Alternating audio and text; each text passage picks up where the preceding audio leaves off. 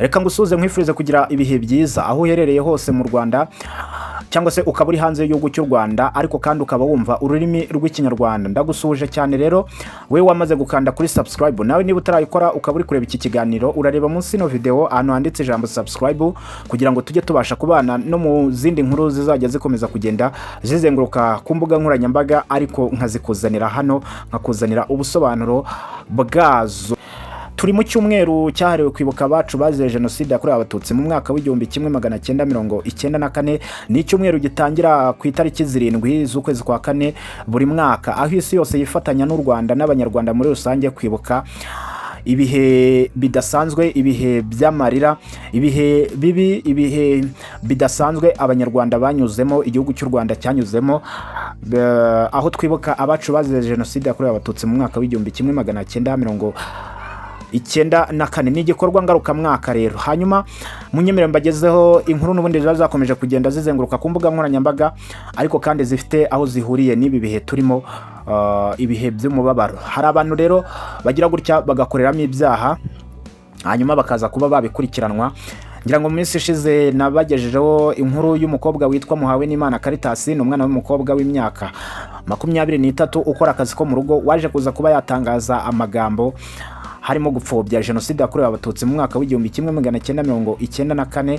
Ayo magambo akaba yarayinyujije ku rubuga rwe rwa WhatsApp cyangwa se kuri status, ariko akaza kubikurikiranwaho n'inzego zibishinzwe. Uyu mwana w'umukobwa rero akaba ari umwana w'imfura nkuko nabibabwiye mu bana 5, akaba abana na se, nyina akaba yaritabye Imana. Uyu mwana w'umukobwa akaba yarize amashuri abanza ndetse akaza no kugeraho akayahagarika agarukiye mu mwaka wa 4 w'amashuri abanza. Akaba yarakoraga akazi ko mu rugo mu karere ka Kicukiro. Kugeza ubu uyu mwana w'umukobwa w'imyaka 23 akaba ari kumwe n'inzego zibishinzwe kugira ngo zimubaze ndetse abikurikiranweho. Nababwiye kandi inkuru y'umusore nawe wagize gutya yica umukecuru warokotse Jenoside yakorewe Abatutsi. Uwo musore nawe akaba yaratawe muri yombi. Hanyuma rero munyemerere kandi nanone mbagezeho ino nkuru y'uwitwa Teta Sandra, ariko kandi akaba yamaze gusaba imbabazi ku butumwa bwe bwafashwe nko gupfobya Jenoside yakorewe Abatutsi mu mwaka w'igihumbi 1994. Uyu Teta Sandra yasabye imbabazi ku butumwa yanyujije ku mbuga nkoranyambaga bugafatwa nko gupfobya Jenoside yakorewe Abatutsi mu mwaka w'igihumbi 1994. Ku wa 7 Mata 2025 ku munsi mpuzamahanga ngarukamwaka, isi yose yifatanya n'u Rwanda kwibuka Jenoside yakorewe Abatutsi mu mwaka w'igihumbi 1994 yahitanye abarenga miliyoni mu mezi 3 gusa. Teta Sandra yanditse ubutumwa bujyanye no kwibuka. Mu butumwa yanyujije ku rukuta rwe rwa Snapchat, uyu mugore wa Wizo, uyu Wizo Manizo akaba ari umwe mu bagande cyangwa se mu bahanzi b'abagande bakunzwe cyane, akaba aririmba mu itsinda rya Good Life. Uyu yaririmbanaga no witwa Moze Radio witabye Imana.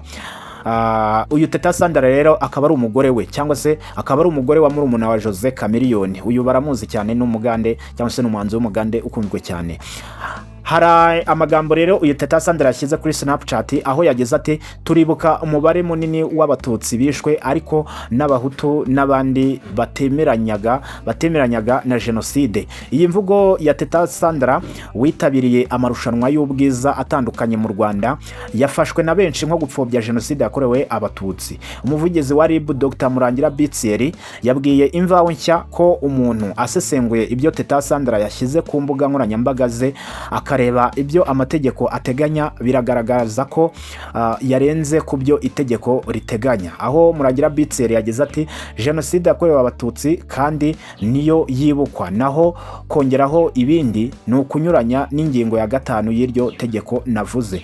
Ku wa 8 Mata 2025 nibwo Teta Sandra yisubiyeho asaba imbabazi ku nyandiko yanditse ku bijyanye no kwibuka Jenoside yakorewe Abatutsi, aho yagize ati ndasaba imbabazi ku butumwa bwabanje ku bujyanye no kwibuka Jenoside yakorewe Abatutsi mu Rwanda mu mwaka w'igihumbi 1994. Nabukuye ku rubuga cyangwa se kuri website runaka. Icyakora nifatanyije n'abanyarwanda bose. Jenoside yakorewe Abatutsi mu Rwanda mu mwaka w'igihumbi 1994 ntizongere kubaho ukundi.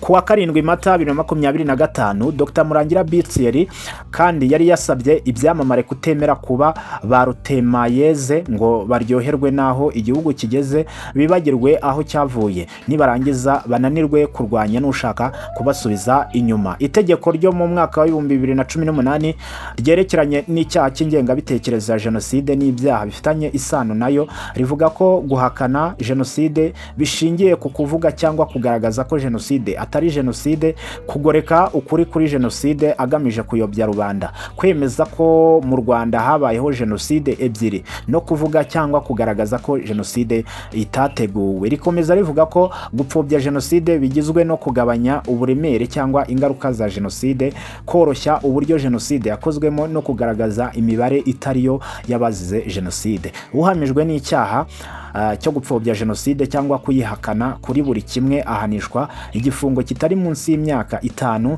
ariko kitarenze imyaka 7, n'ihazabu itari munsi y'ibihumbi 500 y'amafaranga y'u Rwanda ariko kandi atarenze miliyoni 1 y'amafaranga y'u Rwanda. Uyu Teta Sandra yabaye igisonga cya nyampinga w'iyahoze ari SFB mu mwaka wa 2011, nyuma yerekeza mu mujyi wa Kampala aho yateguraga ibitaramo bitandukanye mu tubari dukomeye hariya muri kiriya gihugu cya Uganda.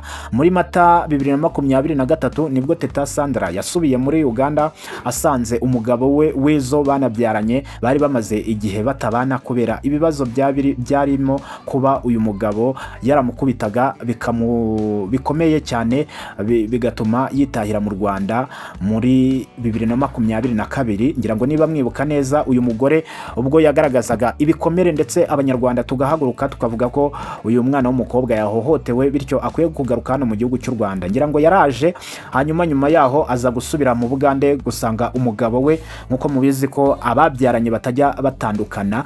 Uyu Teta Sandra kandi akaba yaravuzweho mu rukundo n'uwitwa Prince Kid, uyu nguyu wateguraga amarushanwa nyampinga w'u Rwanda cyangwa se Miss Rwanda. Uyu Prince Kid kandi nanone akaba akurikiranyweho ibyaha bigiye bitandukanye. Uyu Teta Sandra kandi yavuzwe mu rukundo n'uwitwa Drake. Uyu Drake akaba yararirimbaga mu itsinda bita Active Again, ritakiririmba kugeza ubu kubera ko nta ndirimbo baheruka gusohora. Nyuma rero nibwo yaje guhura n'uwitwa Wizo Manizo cyangwa se muri wa Chameleone uririmba mu itsinda Good Life, ari nawe mugabo we babyaranye kugeza ubu bakaba banabana nk'umugore n'umugabo. Nyemera rero ngane ku musozo w'iki kiganiro, hanyuma kandi nkwibutsa kureba munsi no video ugakanda ahantu handitse ijambo subscribe kugira ngo tujye tubasha kubana no mu zindi nkuru nzajya nkomeza kugenda nkugezaho. Ndagushimiye cyane rero, ibiganiro byacu n'ubundi nakagaruka. Ciao ciao.